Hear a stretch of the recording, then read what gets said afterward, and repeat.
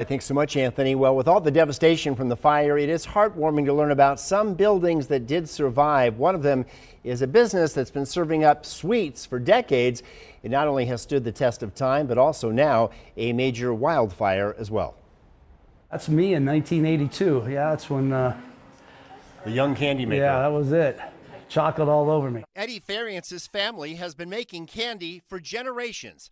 They started out in Akron, Ohio.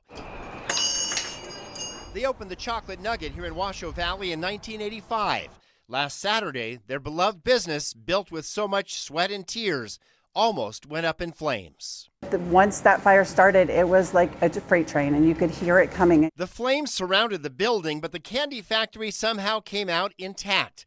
Years of history preserved for future generations to enjoy. The response has been tremendous through Facebook's, phone calls, text messaging. People are just flooding in for support for us, which is really overwhelming. The owners had just cleared this land behind the building to use as event space. Well, it turns out this ended up being defensible space that certainly came in handy.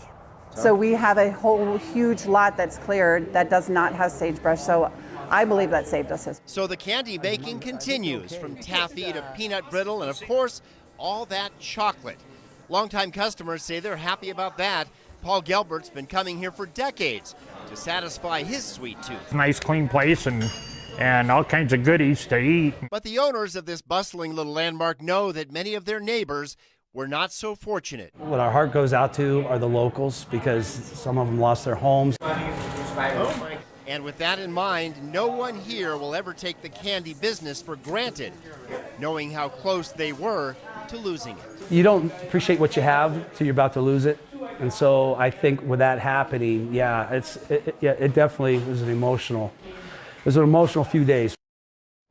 That's for sure. Glad to know they're still in business. The owners would like to thank the firefighters. And if you want to try some of that famous peanut brittle of theirs, for every box that's sold, the Chocolate Nugget will donate a box to the firefighters as a way of saying thank you.